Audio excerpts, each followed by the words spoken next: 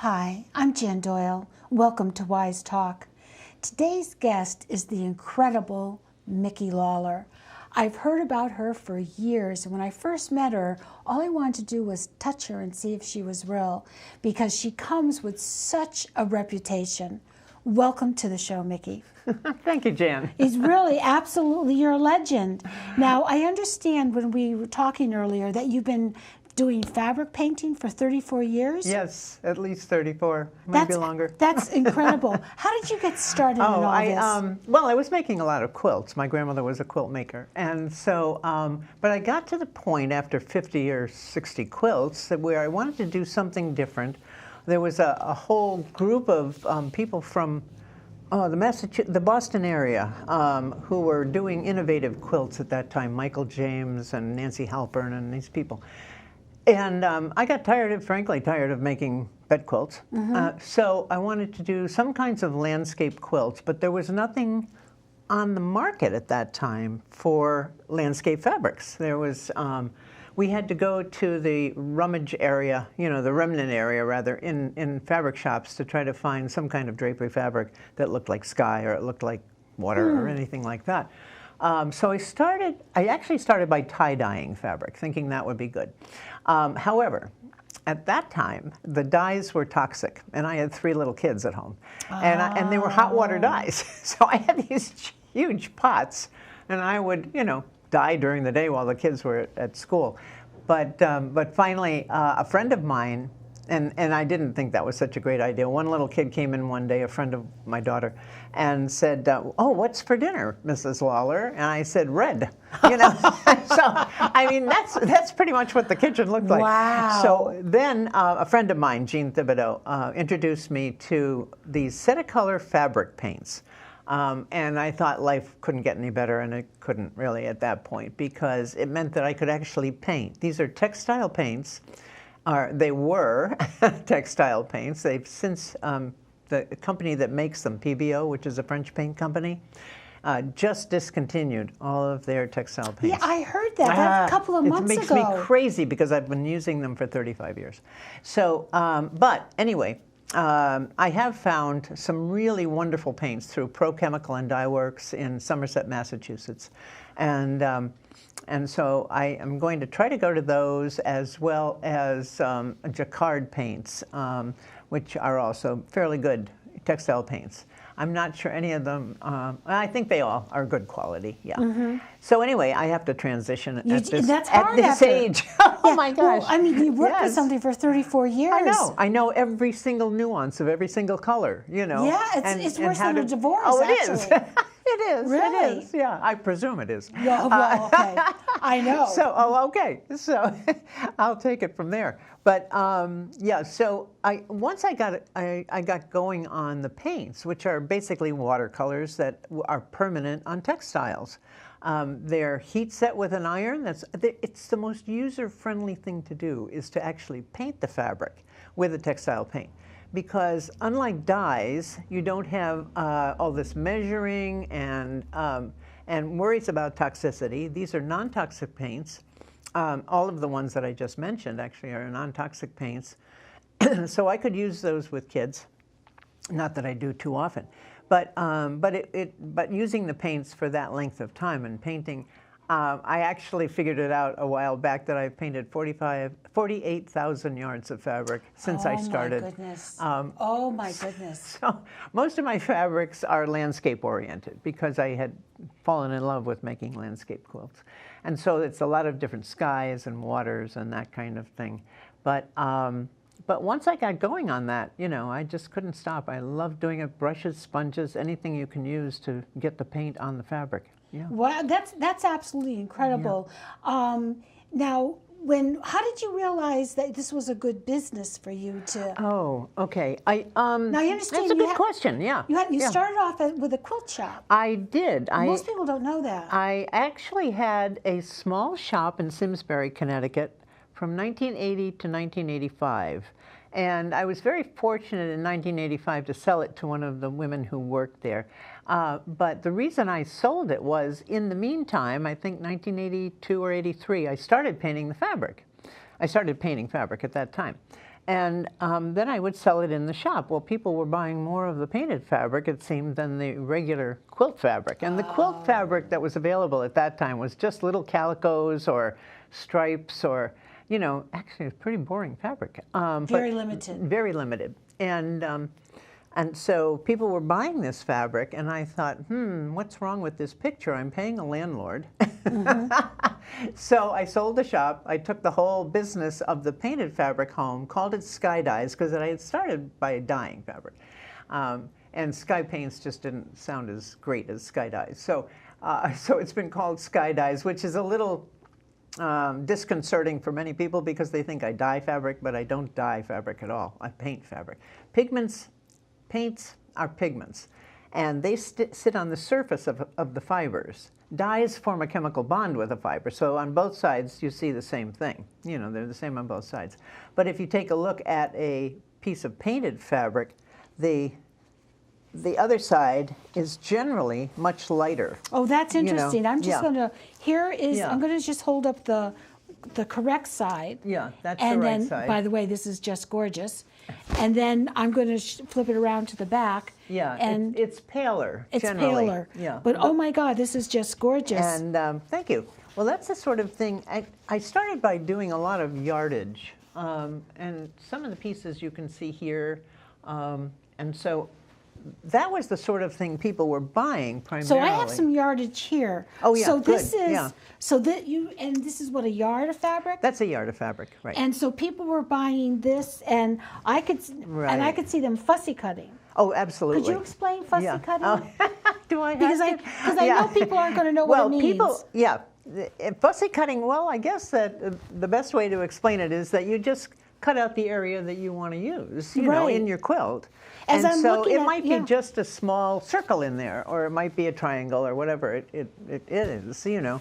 And so they would buy, I sell it in quarter yard, half yard, and yard pieces. I paint, at this time I only paint 5 yards of each at a time. When I first started, I was painting 8 yards of each, and I had 3 8-yard tables that I could work on. So I just would paint and paint and paint. I was doing about 5,000 yards a year. That is just unbelievable. Now that wasn't to right me. at the beginning. Right at the beginning, I certainly wasn't doing that much. But over time, I did set up these tables outside. I love working outside in the summertime because the sun dries the fabric, and that's perfect. And plus, it's just a nice environment in which to work. How long does it take to dry a fabric? It depends, of course, on the day. If it's very humid, it takes a little longer to dry. Right. But right. and the humidity isn't a problem as long as there's sun. But if you if it's a normal late June day, 20 minutes maybe. I mean, it just dries really fast if the sun is right on it. I have to tell you what I'm noticing, and I know you have some more samples over there. Right. What I'm noticing is there's such a beautiful use of color. Did you study art, or do you pick it up yourself? I did. After I got out of college, I majored in English, and I always tell my classes that that's why I speak so grammatically correctly when I teach. But but actually, I was a frustrated artist. So the first thing I did when I graduated was take art classes. It shows. This is just so beautiful. I think there's a sort of innate, and I think quilters, most quilters have an innate sense of color anyway. If you look at quilts and by people who have never taken an art class, sometimes they're just absolutely great about choosing color. But yes, over the years I've taught myself, and I've also taken more classes. So, and this doesn't look like a straight brush. It looks like almost a sponge on here. Or am I wrong? No, you're not wrong. I use whatever I can to get the paint on the fabric. Very often, I use fairly large bottles of each color. And I will say that it takes me twice as long, 3 times as long, to mix the paints the night before than it does to actually paint the fabric. Oh, that's interesting, yes. Because you have to try out the paint, see how they look together. Is this the color that you want? But at any rate, in terms of putting the paint on the fabric, very often I will pour it on and brush. because I'm working on 5 yards of fabric. Yes, you know. yes, that makes a lot of sense. And out in the sun, and this summer the sun's been really hot. So, yes, yes. So I find myself pouring it on and then brushing it, you know. Now, is this PDF fabric or This just? fabric is amazing. I have used this fabric for my entire painting career. Oh my goodness. And it's a broadcloth, a cotton, 100% cotton broadcloth. It is from a company called Test Fabrics, T-E-S-T Fabrics. They're not in the mainstream of the quilt world. It is prepared for dyeing, but it is a scoured broadcloth, number, oh, I used to know the number perfectly, but now I can't remember the number. But it's a scoured broadcloth. The feel of it is so nice and smooth. It is. It is a, the one thing about broadcloth is that it's a more tightly woven fabric. So, and if the threads are fine enough, it's a very smooth, almost silky feel to it. The nice thing about a tightly woven fabric is that the paint goes on the fabric, doesn't leak through the fabric, and that's why it's lighter on the other side too. But it doesn't leak through the fabric because there's so many threads holding that paint on top that that the paint stays on top. Let's go to some of the JPEGs of the pictures that you brought in, so that we can have a look at it. Now, the first one that is coming up there are the materials that you're using. Right. So tell me a little bit about this. Oh, I have all the different kinds of paints there. There's Liquitex, there's Createx. It's a good idea to try out a lot of different paints, you know, that are textile paints, and see which ones you like. I like the Cetacolor. I would get the Cetacolor, you know, order the Cetacolor. Then I would put it in those little squirt bottles that you can see there. I would dilute it 1 part water, 1 part paint, just so that it was more mixable. And then from there, I would add more water to dilute the paint if I needed it a little bit lighter. I would almost always add water. I use just plain old chip brushes. Those are cheap brushes that you can buy anywhere, you know, a dollar store or something. And they don't last long, but they're fine brushes to use. And I'm noticing you have a sponge that I use in my car. Oh, yeah. A natural sponge is a really, really good thing to have. And for one thing, it makes an imprint of clouds really well. Oh, if you want to do a nice blue sky with clouds, and that's what I use it for a lot. Natural sponges are a little harder to come by and a little more expensive now. But do invest in a good natural sponge. I have used several until they just are almost gone, you know, and over years and years. The next image is called Sunset 1. Okay, this is kind of instructional, or definitely instructional. I mixed 2 different colors. This golden color, or maybe 3, I think, in this, a kind of a bright yellow and an orangey yellow. And I started stroking the paints onto a damp piece of fabric. Now, in this case, I used a piece of foam core underneath that was covered by contact paper, so it had an impervious covering. And then I put the piece of fabric down. Then I dampened the fabric with a misting bottle, a bottle that was set on mist. And then I would, and very much like any kind of watercolor on paper, but this is on fabric, and then I would just start stroking on the paints. And I think we have another section. Yeah, the next one. So next one. Okay, that's just, you know, more of the same, where there's a nice pink now going up from the bottom to the top. And the next one? Okay, and then I moved up into the blues and purples for the top of this. This was going to be a sunset. I had envisioned a sunset with a sun, you know, starting to go down.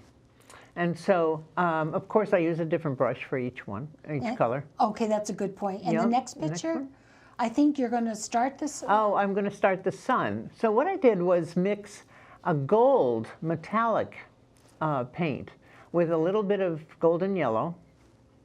And I just needed to try it out on a test cloth. I try all my colors out on test cloths. I call them test cloths. They're just an extra piece of cloth that that you test the color on to make sure that you like what it looks like next to another color. And then going on to the next we're image, going to actually paint that.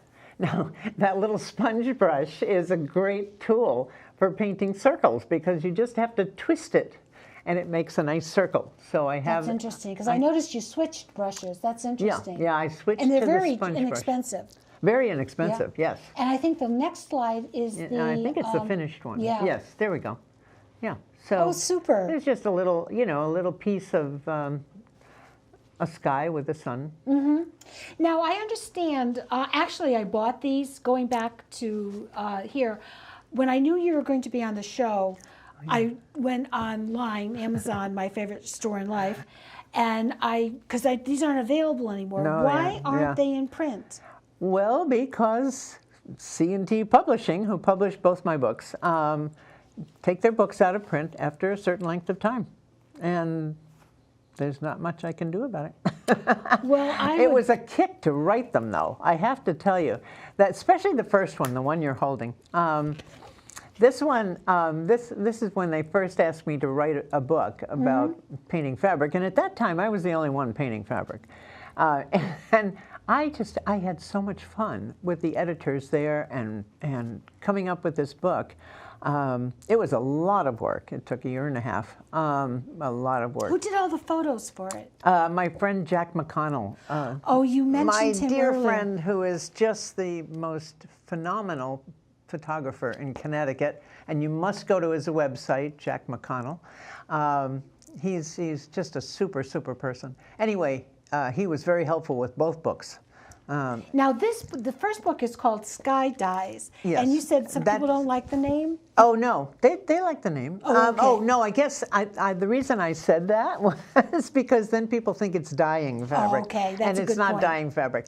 And that's the name of my company, too, Sky Dyes. Yes. And then this one's Sky Quilts? This one was, this was the sequel to Sky Dyes, and C&T, the publishers, asked me if I would please write a book showing how the painted fabric could be used. But they also wanted me to show more of how to paint the fabric. So this one was not as much of a labor of love as it was just a labor. I mean, this one was really tough because I did come up with I did have to make quilts for it. I had to show people, how to make the quilts as well as how to paint the fabric. That is a lot of work. So it was a lot of work, but I think it was really worthwhile. There are patterns in the back of it. I just noticed full-size that, yes. patterns in the back of the book. Yeah. Well, I'm also this is available. These are some beautiful images in here. I just like to warn people that this is only available as a used bookstores on Amazon. Yeah. They're not that easy to find. Right. I'm thrilled that I have them. And maybe after the show you could autograph them for yeah, I would love it. Of course. And then you also have, and I'm going to go back and get this on Amazon because you said it's there, is you have a DVD out. Right. C&T Publishing, the ones who published my books, actually asked me if I would do a DVD as well. And I was thrilled. I had so much fun doing this. They sent a producer and a crew to my house, and we worked for 3 days on this DVD, and I really love this DVD. There's another DVD that was put out recently by American Quilt Society also in conjunction with an iQuilt class that I'm teaching. Now, iQuilt is an online quilt class that American Quilt Society sponsors, and that's been very successful too. But I particularly love this DVD. I just think it's really I have to neat. go back and get that one because I'm so happy that I own the books. I'll just have to go back and get that. Now, when in your second book, Sky Quilts, you talk about the word design strips. Oh, yeah. What is a design strip? A design strip, well, actually, these two quilts back here show the design strip. My idea with that I came up with in order to write this book was that all you need is a big piece of sky and a big piece of ground and just a strip in between that you design yourself, which makes the work so much better. and so much easier because there's just that strip in the middle with the houses that is the design part of this quilt. Of course, the painted fabric provides design as well, but that's what you design yourself. And it could be, I did one with mountains, I did one with, what else, a city. So that design strip, which is only probably, 9 or 10 inches, you know, by however wide you want your quilt, is a really simple thing to design yourself. It's, you just take a big piece of paper and doodle it, and almost any quilt maker can, you know, put that part together, and then sew it to a big piece of sky and a big piece of ground. Well, that's interesting because over here, I know these are part, what is the size of this? Do you remember? That one is, I don't know, it should say the size. 19 by 29. Okay, yeah, All that's right. just an arbitrary size. But then you have, like, this is just remarkable. To me, all you need is a boat. Yeah, well, And this you're is done. what people are doing with these. Now, probably, I don't know, it must be at least 10 or 15 years ago, I got started on just doing the small scenic pieces, which was a lot of fun for me, and people seem to enjoy them. So somebody might just put a boat in there, someone might, I don't know what, you know, once I sell these, they're out of my power. Do you ever see them again in shows or? I very often will get a photograph sent to me, you know, of what the person did with it. Because that could be a lot of fun. Yeah, it is. And then this one is. This one is just a huge. Oh, this is huge. Yeah, this is just a huge piece of. Oh wow. Of sunset. So this could easily be. Have a design strip in it. Yep. Or I think I have it upside down. Oh, it doesn't matter either way. Okay, actually. and this could easily, and Yeah. you have everything here. You could actually even cut that apart right here, for that matter, put the design strip in the middle, and use this as water with the reflection on it. Wow. You know, that would be really cool. That would be really cool. That really would be. I might do that. Wow. I could know. see doing some thread painting and doing something like that with this. A lot of Wow. people do thread painting on my fabrics lately. Well, thread painting is very big right now. Yes, it is. Very, very nice. Yeah. And then there's, well, this one is actually better. What's that one? Oh, that's a cute. Oh, that's a sweet little. Now this is lovely. I don't know which way that goes. Oh, Now, on you're your- showing the back of it, right? I'm showing the back Yeah. of it. Okay. Now that's interesting. Oh my goodness. Oh yeah, there you go. Oh Yeah, my! there's, I'm looking at it. I forgot I had to show it to the public. Oh my Yeah. good! Look how beautiful this is. But these are basically, you know, these are pictures that I paint on fabric. These are And just quilt beautiful. makers do what they want to with them. You know, my theory is always, you know, that I am only providing a tool for someone else's creativity as well, you know? And there's such a wonderful sense of a circular power there, energy, you know? Yes. And that's the backside too. Well, that's the back. Oh, that's so interesting that I mess it up. No, oh, now that's this good. is That's just beautiful. It's just a little seascape, you know? This is but I just. do- I suppose I have to show it and stop looking. This is just beautiful. I tend to do a lot of pieces with water in them. I go to the Cape Cod a lot, so. Oh yes. so- That's just beautiful. Well, thanks. Now we don't have all that much time left, only about yeah. 5 minutes. Oh, dear. But so do you, when you do something like this, and do you preconceive how you would use Yeah. it, or Oh, no, not how I would use it, never. do No. you preconceive the design? I certainly do, yes. And very often I'll draw it out ahead of time Oh, on I was wondering if paper. you did Yeah, that. on paper, just to see what what it would look like and what the proportions might be and that kind of thing. And sometimes I'll even, take some watercolor on paper and check it out and see if I want to do it that way or, Oh, that's very interesting. Yeah. Now, I know we were talking earlier, you don't go to Houston anymore, that you don't vend anymore, Oh, you're that's just right. online. Yeah. So, I'm getting too old for that. yeah. Well, so what is your website so people My could go? website is www.skydyes.com. And people can look at these and buy these online? Yeah, and they go quickly. I mean, I have a newsletter that I send out maybe every 2 months when there are new fabrics up. And so then I get a flurry of orders, and you know, they come and go all the time. Wow. Which is fun because it keeps me working, and I love doing this. Yeah. Well, it's the work is. Have you seen a change in your work from when you started? Oh, sure. Of course. Thank heaven. Oh, I love the colors. I love the colors. Oh, thank now, you. are they washable? Yes, they are. They're washable. They're dry cleanable, and they're very light fast. Which is different from dyed and commercial fabrics quite a bit. What does light fast mean? Light fast means that if they're hanging, you know, in your house and there's a lot of light in that room, they're not going to fade. Okay. They're not going to fade as quickly as dyed or commercial fabrics. They are not as rub fast. So if you were to make a garment out of one of these fabrics, and the underarm area, you would notice, would start to dull a little bit after a while, because remember, the paints are sitting on top of the fibers. Oh, that's interesting. Yeah.